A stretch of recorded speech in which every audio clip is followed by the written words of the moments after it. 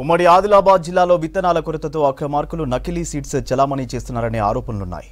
ప్రభుత్వ ఆదేశాలను వ్యాపారులను నిర్లక్ష్యం చేయడంతో ఈ పరిస్థితి ఏర్పడిందంటున్నారు రైతులు, రైతు సంఘాల నాయకులు. మహారాష్ట్ర రైతులకు నాణ్యమైన సీడ్ విక్రయించడంతో షార్టేజ్ ఏర్పడిందన్నారు. జిల్లాలో సీడ్స్ షార్టేజ్, నకిలీ విత్తనాల బెడదపై మరింత సమాచారం దేవిదాస్ అందిస్తారు. జిల్లాలో నకిలీ విత్తనాల బెడద పట్టుకుంది. సీడ్ షార్టేజ్తో నకిలీ విత్తనాలు చలామణి అవుతున్నాయని రైతులు ఆందోళనకు గురవుతున్న నేపథ్యం ఉంది.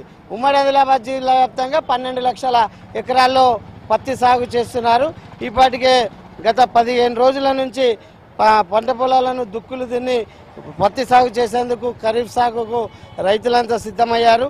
మొత్తం మీద చూస్తే ఈ సాగుకు దాదాపు ఉమ్మడి జిల్లా వ్యాప్తంగా 12 లక్షల ఎకరాల్లో సాగు కోసం దాదాపు 33 లక్షల సీడ్ ప్యాకెట్ల అవసరం ఉంది. ఆదిలాబాద్ జిల్లాలో 4 లక్షల ఎకరాలు సాగు చేస్తున్నారు. దీనికి దాదాపు 10 లక్షల సీడ్ ప్యాకెట్లు అవసరం ఉన్నాయి.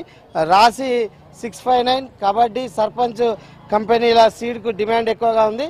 అయితే ఆదిలాబాద్ మార్కెట్లో రాశి 659 సీడ్ కొరత ఉంది. ఇక్కడ కొంతమంది రైతులు ఉన్నారు, వారితో మాట్లాడదాం. అన్న చెప్పండి, మీరు ఏ పత్తి సీడ్ వేస్తున్నారు? కొరత ఎట్లా ఉంది? మామూలుగా 3-4 వెరైటీలు వేద్దాం అనుకున్నాం, కానీ అందులోంచి 659 అనేది షార్టేజ్ చూపెడుతున్నారు ఎక్కడ చూసినా. అదే బాధ, ఎందుకంటే ఇక్కడ మళ్ళీ మామూలుగా మహారాష్ట్ర వాళ్ళు ఎక్కేస్తున్నారు. మన తెలంగాణకు రావాల్సిన విత్తనం కొంచెం కొరత ఏర్పడుతున్నది. దానివల్ల కొన్ని కావాల్సిన సీడ్లు దొరకలేవు. అంటే దీంతో అన్బ్రాండెడ్ సీడ్లు అమ్ముతున్నారా? అన్బ్రాండెడ్ కాదు, ఎవరికి నచ్చింది రకరకాలు ఉంటాయి, అంతేగాని కొన్ని దొరకలేవు. కొన్ని కంపెనీలు అంటే కొంచెం మంచిగా గిట్టుబాటు అవుతాయి అనుకుంటున్నాం, కానీ అవి దొరుకుతలేవు. ఎందుకంటే అవి షార్టేజ్ అవుతుంది. ఎందుకొరకు అసలు ఏమర్థమైంది.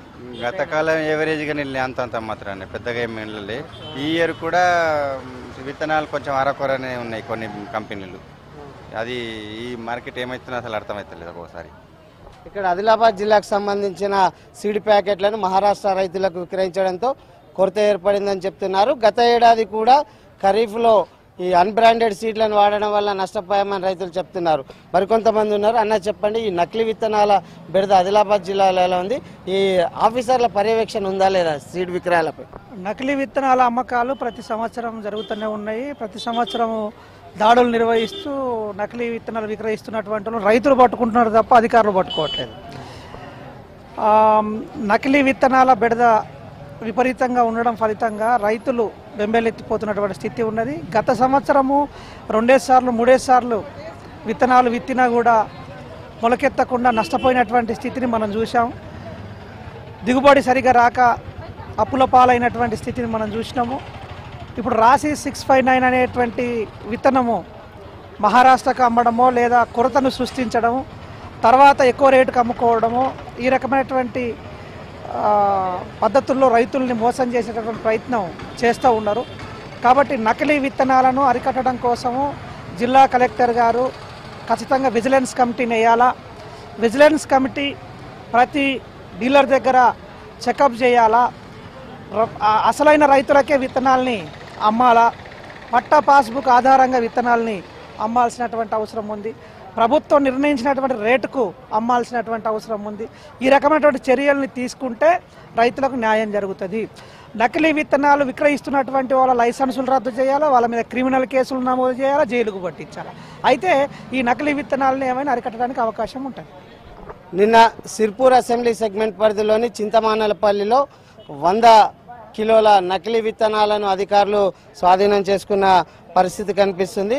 ఓవరాల్గా చూస్తే ఆదిలాబాద్ జిల్లాలో ప్రతి సీజన్లో సీడ్ షార్టేజ్ ఉండడం, మరోవైపు నకిలీ విత్తనాల చలామణి కావడంతో రైతులు ఆందోళనకు గురవుతున్న నేపథ్యం కనిపిస్తుంది. మరోవైపు వ్యాపారులు కృత్రిమ షార్టేజ్ సృష్టించడంతోనే మరికొంతమంది వ్యాపారులు నకిలీ సీడ్ను చలామణి చేస్తున్నారనే ఆరోపణలు ఉన్నాయి. కెమెరామెన్ విఠల్తో దేవిదాస్, V6 న్యూస్, ఆదిలాబాద్ నుంచి.